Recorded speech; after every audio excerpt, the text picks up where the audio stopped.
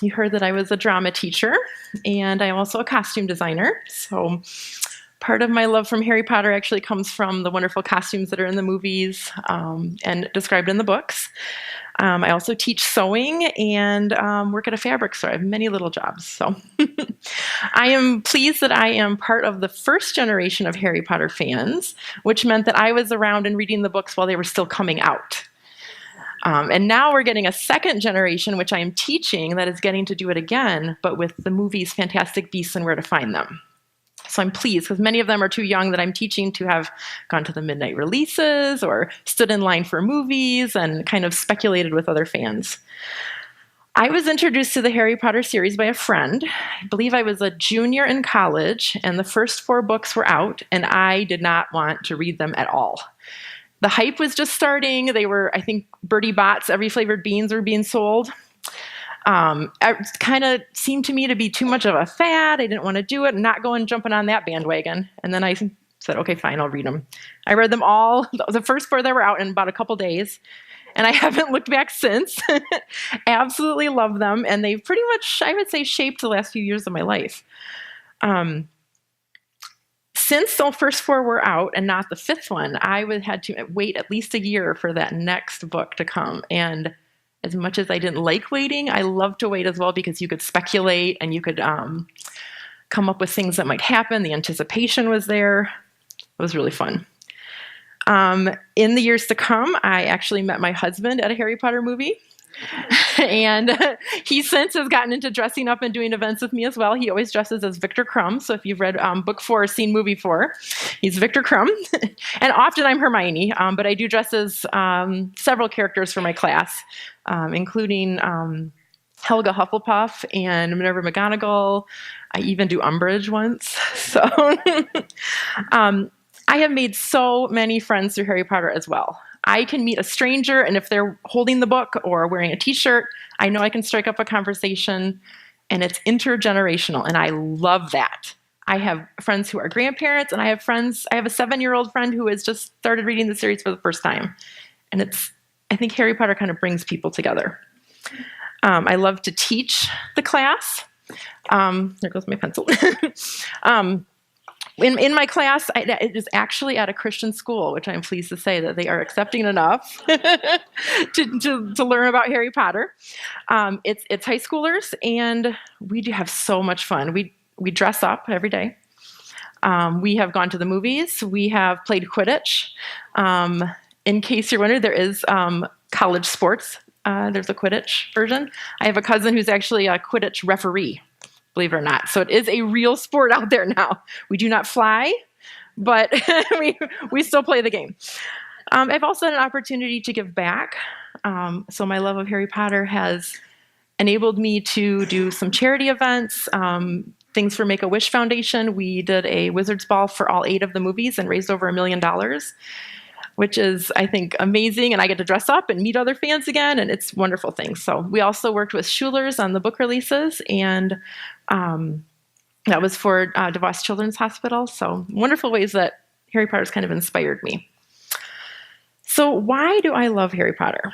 There's many, many reasons. First of all, I love that it reads like a mystery. So you might see the cover at first and think, oh, it's a fantasy book, and it is, but it also reads like a mystery. So you get to find the clues and see if your speculation is correct, and then usually by the end it kind of wraps up the mystery, but it also makes an arc through the whole series. There are red herrings. Sometimes, especially the characters in the book, decide that they think they know who's good and bad, and it may not turn out to be that way. There's foreshadowing clues. There's also not just foreshadowing within each book, but again, foreshadowing from book 1 all the way to book 7. I love the speculation and anticipation of the new books. I formed a few clubs where we literally would sit around and talk about them until midnight. We would write papers on them. Do we think Snape is good or evil? What do we think is going to happen? And then kind of come back to that after the book's released. I love that rereading them is good. I learn new things every time. I think there's different levels with the books. So as a child, you can read them, and it's on one level, but then there's deeper levels within them as you reread them as adults. I find out new things as I listen to them on CD. things like meanings of names and spells or meanings in characters' names. It's also a fantasy world, and J.K. Rowling did an excellent job of creating something completely unique and new. She has invented foods, she has invented spells, places, all kinds of, I can't even imagine how her brain works that she's come up with all these things, but it is amazing. And we learn right along with Harry. So I don't feel like book one is overwhelming, but you just learn more and more as Harry learns more and more through the series. These books definitely appeal to all generations and globally. It has been translated into 68 languages, including Latin. And some of them are kind of funny. I actually have the first 4 books in French, and believe it or not, Voldemort's middle name in French is Elvis. There's all kinds of different cover arts. I have a German one that's a completely different artist, but beautiful, beautiful artwork. And after 20 years, I cannot believe that these books are still popular. It has been 20 years this year since the first one was released, and people are still signing up for my class. I'm amazed. So there's also tons of creativity in the books. I've hosted many parties. There are cookbooks out there, not only candies and sweets, but also their main meals. I think at one time, Grocery Store D&W actually held a Harry Potter cooking class that I took. Very fun. I also feel like there's relatable characters. I'm dressed today as Hermione Granger. I was her growing up. I was the kid with the big poofy hair and the buck teeth and raising her hand for every single question. And I just fell in love with this character because it was me. But lots of other things. Harry goes through many things. He goes through adolescence. He's not happy all the time. You see some anger. You see emotions. You see his relationships with people. And I think that's very relatable. There's also many themes in the books, and some of my favorites include friendship, good versus evil, but that being said, good versus evil is not black and white. There's a lot of gray in there. Standing up for what is right, and also inclusion and diversity. But today I'd like to focus a little bit more on 2 of those themes, which are choices and free will, and then love. These are themes that J.K. Rowling has said that she made a point to use them in the series, and they do go for all 7 books. When Harry, first I want to see, how many of you have read the first book or seen the first movie? Well, I'm going to try to focus on that one and not give away too much if you haven't, if you haven't read beyond that. In the beginning, we learn that Harry is an orphan, and he's living with some relatives who are not very nice, and they are muggles, and they do not accept witchcraft and wizardry at all. At the same time, Voldemort was also, so the bad guy, Voldemort was also an orphan, which is very interesting. And both of them speak Parseltongue, which is the snake language, and they have wands that match, so it's very interesting. But both of these characters have gone in different paths, even though they started out very, very similarly. Choices that they made definitely led them, and choices that their parents made has led them on certain paths. So Voldemort's mother chose to fall in love with someone through a love potion. And when that didn't work out, she abandoned Voldemort. So there's one choice that was made that led him on his path to basically being evil. Harry, on the other hand, his mother showed him love and actually sacrificed herself for him so he could survive. And even though he was in a horrible situation, he was able to go on and do for good. All right, and a few other choices. I'm going to read a few passages from the books. One of the characters that we meet is Draco Malfoy, and he's kind of the bully of Harry. The first time that Harry meets Draco, he is in Diagon Alley, which is the wizarding street of shops, I guess we'll say. It's hidden from the Muggle world or the regular non-wizarding world. And he goes in and he meets this boy. In the back of the shop, a boy with a pale pointed face was standing on a footstool while a second witch pinned up his long black robes. Madame Malkin stood Harry on a stool next to him, slipped a long robe over his head, and began to pin it to the right length. "Hello," the boy said. "Hogwarts too?" "Yes," said Harry. "My father's next door buying my books, and my mother's up the street looking at wands," said the boy. He had a bored, drawling voice. "Then I'm going to drag them off to look at racing brooms. I don't see why first years can't have their own." I think I'll bully Father into getting me one, and I'll smuggle it in somehow. Harry was strongly reminded of Dudley. That's his cousin. Have you got your own broom? The boy went on. No, said Harry. Play Quidditch at all? No, Harry said again, wondering what on earth Quidditch could be. I do. Father says it's a crime if I'm not picked to play for my house, and I must say I agree. Know what house you'll be in yet? No, said Harry, feeling more stupid by the minute. Well, no one really knows until they get there, do they? But I know I'll be in Slytherin. All our family have been. Imagine being in Hufflepuff. I think I'd leave, wouldn't you? Said Harry, wishing he could say something a bit more interesting. I say, look at that man, the boy said suddenly, nodding towards the front window. Hagrid was standing there, grinning at Harry and pointing at 2 large ice creams to show he couldn't come in. That's the first time he meets him. And then later, he comes across him again as he's entering the school. And Harry is famous in the wizarding world because of how he defeated Voldemort through his mother's love. Is it true? They're saying all down the train that Harry Potter's in this compartment. So it's you, isn't it? Yes, said Harry. He was looking at the other boys. Both of them were thick-set and looked extremely mean. Standing on either side of the pale boy, they looked like bodyguards. This is Crabbe and this is Goyle, said the pale boy, carelessly noticing where Harry was looking. And my name's Malfoy, Draco Malfoy. Ron gave a slight cough, which might have been hiding a snigger. Draco Malfoy looked at him. You think my name's funny, do you? No need to ask who you are. My father told me all about the Weasleys. They have red hair, freckles, and more children than they can afford. He turned back to Harry. You'll soon find out some wizarding families are better than others, Potter. You don't want to go making friends with the wrong sort. I can help you there. He held out his hand to shake Harry's, but Harry didn't take it.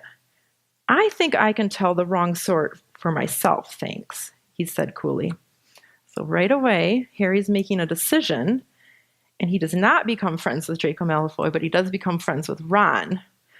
And throughout the series, they're kind of against each other, so it's interesting. But choices definitely made a difference in friendship. All right, all of you should have in your bulletins, a color. You have a color in your sheet? This is another part of choices. So each of these is representing a different house.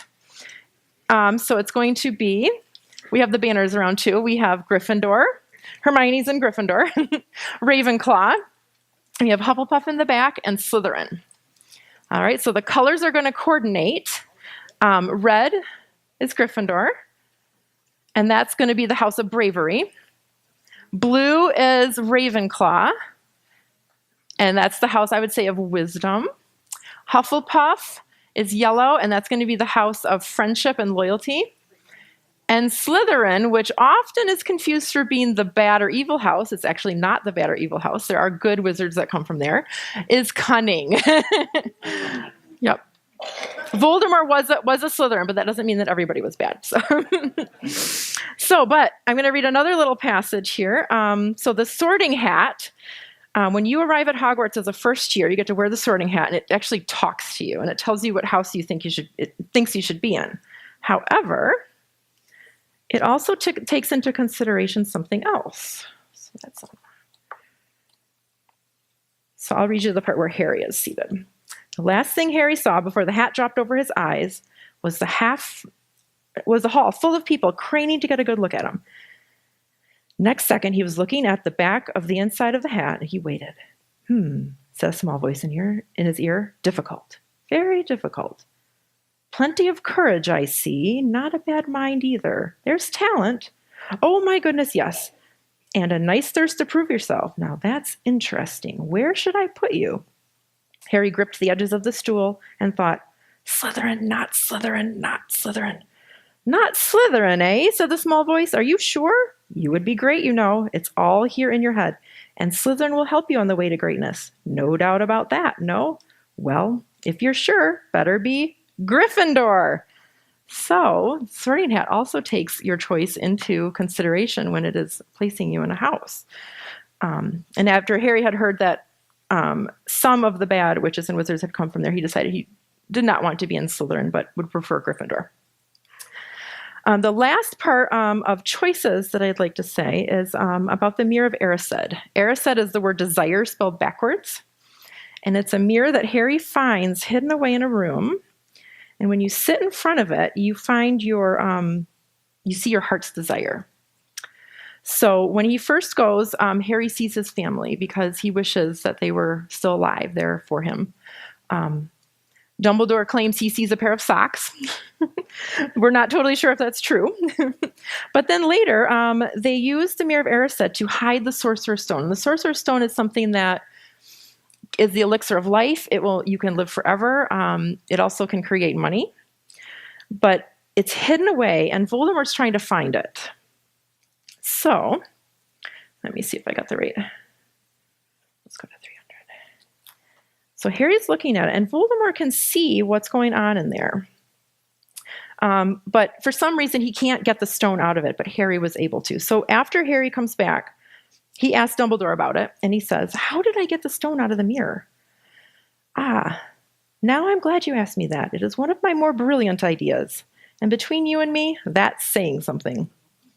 You see, only one who wanted to find the stone, find it but not use it, would be able to get it. Otherwise, they just see themselves making gold or drinking elixir of life. My brain surprises me sometimes. Now, enough questions. I suggest we make a start on these sweets. Bertie Bott's every flavor beans." So instead of wanting to use it, Harry wanted to save it. And that was the good choice again that he made. I'm going to say something that is later on in the books. Hopefully it won't give too much away, but in the final battle between Voldemort and Harry, one of my favorite parts of the books, and I am sad to say it is not in the movies, Harry allows Voldemort to make the choice for mercy and forgiveness, and he doesn't take it. But I think that it's amazing that after everything that Harry has been through, how many times he's come close to death, he's still allowed for forgiveness and redemption. And sadly, I think that's missed in the movie. So the second one is love. And love is so often mentioned in the books. There are, superficial things like teenager dating relationships and things like that. But there's also more important love. First one that I came across was Ron chooses to sacrifice himself for his friends. Harry learns to play wizard chess, and wizard chess is very violent, actually, because the chess pieces actually kind of come alive, and when you take a piece, it destroys it. So you might have someone with a sword hitting it. So when they go to find the Sorcerer's Stone, they go to a giant chessboard, and Ron decides to sacrifice himself. So here is this passage. Let's see. "We're nearly there," he muttered suddenly. Let me think. The White Queen turned her blank face toward him. "Yes," Ron said softly. "It's the only way. I've got to be taken." "No!" Harry and Hermione shouted. "That's chess," snapped Ron. "You've got to make some sacrifices. I take one step forward, she'll take me, and that leaves you free to check the king, Harry." "But do you want to stop Snape or not? Ron, look, if you don't hurry up, he'll already have the stone." There was no alternative. "Ready?" Ron called, his face pale but determined. "Here I go. Now don't hang around once we've won." Luckily, Ron does survive, but he does become unconscious, and he does allow then Harry and Hermione to move on, and eventually Harry moves on the whole way. This is also foreshadowing for many other things later in the books, including Harry using that same type of selfless love. I don't want to give too much away, but if you haven't read them, but it's an amazing thing that Harry does. Then there's also Lily's love for Harry. Lily is Harry's mother. And when Voldemort came around to find Harry due to a prophecy, she ended up sacrificing herself to save Harry. In fact, Voldemort even says that she did not have to die, that she could have lived, but she chose to save him instead. And Dumbledore has some nice passages about that. He talks to Harry again after he's in the hospital wing. Let's see. "But why couldn't Quirrell touch me?" Quirrell was in the with the Sorcerer's Stone with Voldemort on the back of his head. "Why couldn't Quirrell touch me? Your mother died to save you. If there is one thing Voldemort cannot understand, it is love. He didn't realize that love, as powerful as your mother's love for you, leaves its own mark. not a scar, no visible sign. To have been loved so deeply, even though the person who loved us is gone, will give us protection forever. It is in your very skin. Quirrell, full of hatred, greed, and ambition, sharing his soul with Voldemort, could not touch you for this reason. It was agony to touch a person marked by something so good. And that theme goes through the whole series. We learn about it, and I think that these are all pretty good lessons for us in life, and that's one of the reasons I love Harry Potter. So thank you.